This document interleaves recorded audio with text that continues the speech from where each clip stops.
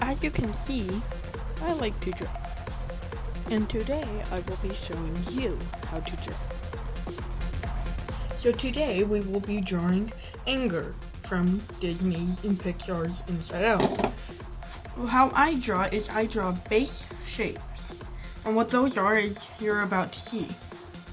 Like, I'll draw a rectangle to represent his overall body shape. This will be erased or faintly drawn at the end, but this is just what we're going to start with because this is the closest shape to his body. So, there's a rectangle. You can't see the bottom part, but believe me, it's there.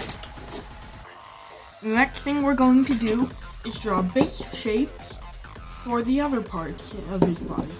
Another rectangle for his mouth, and 2 circles for his eyes. This is a circle, okay?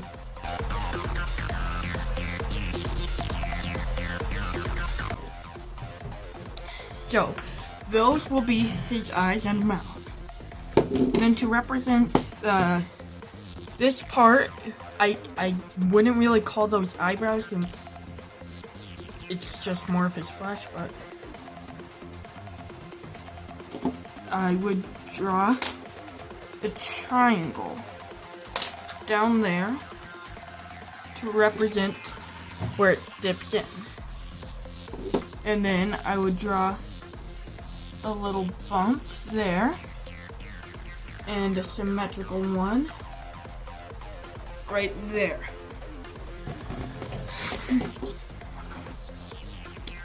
Then what I would do is draw a little curve right there. Once you've done that, continue that curve up. After you've done that, you want to do a smaller curve to flatten it out and join there. On both sides, do a smaller curve to flatten it out and join there. Let's make that more curved. Then you would do a small curve to a small bump to connect that and that. And then just erase what's inside. Here's what I did. I rounded out the part in between the eyebrows, and I flattened and rounded the bottom of the eyes and added the pupils. Besides that, you didn't really miss much. So, the next thing we're going to do is focus more on the mouth. With the mouth, I realized that I had it too low, actually, and too small. So let me just erase that real quick.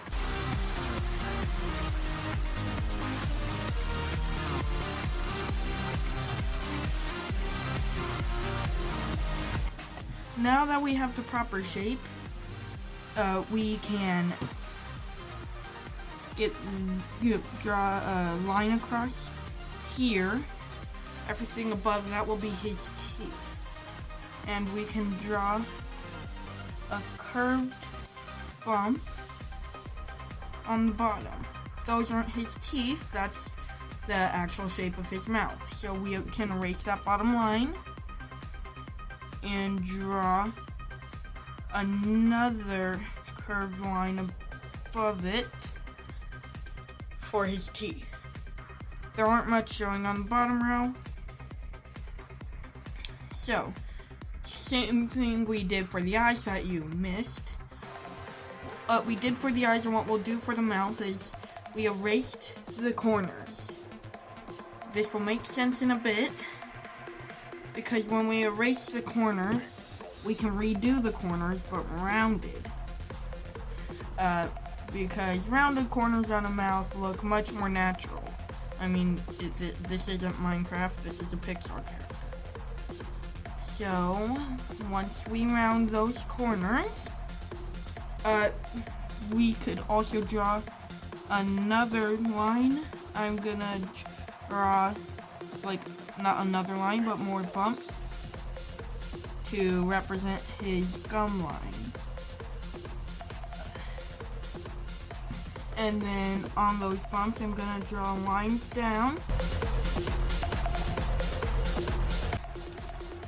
And then I'm gonna continue the lines downward, not actually though, but mentally, and draw them on the other set of teeth. Now that we have that, that looks a bit more accurate. But as we notice, his teeth aren't all the same size. They aren't all smooth like this is. And his teeth are actually a bit bigger. So I'm going to erase every other line.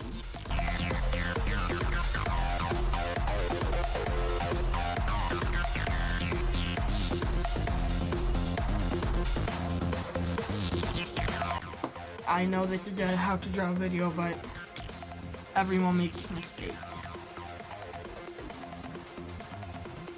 So this tooth would be like here. It doesn't really matter, but it matters to me.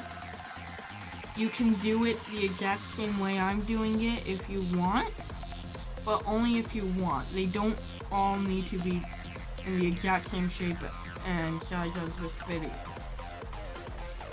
So that's his top row done. Now to erase that line and move on to his bottom row. There, now we have an accurate mouth for him except for one thing, the tongue. So I'm gonna start with like an oval face shape. I'm gonna like kind of tuck it behind his teeth. And then in the middle of the oval, I'm gonna draw an upside down triangle to represent the Dibbin. And I'm gonna erase that, and now that I can see where the triangle was, I can redraw it curve. Make a curved bottom and curved edges. And then on the edges of the oval base shape, I'm going to make those a bit smaller. And then you can shade this in at the end. But there's one main thing that's standing out to me. He has a rounded neck slash chin. I don't really know what to call it because of his anatomy. But at the bottom of the mouth, you can see that this, if you draw a line down, it connects there. So if we continue that line to the edge, we'll continue the edge down to there. And then what we'll do is round those corners as well. But we won't continue it down to the bottom. We'll keep going and then we'll connect those two lines to get the overall head shape. So there's his head. Next thing we're going to do is his collar. So we're going to start here and here. We're going to draw a little thing out and draw downward with a slight curve, and then about here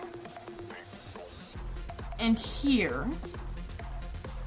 we're going to draw in and in.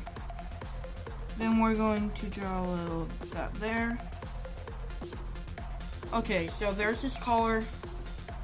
And then for his tie, we will draw a line there. Bring it down there and there. Then separate it to make a trapezoid. And then we're going to do that and that to show how he actually attaches it to his neck. Then next, we're going to do that and that. And then we're gonna go in a lot less steeply. And the pattern on his tie is both simple and not. So it's there, like that, on that part. And then on the rest, it's basically just a zigzag pattern. That is how you draw anger from inside out.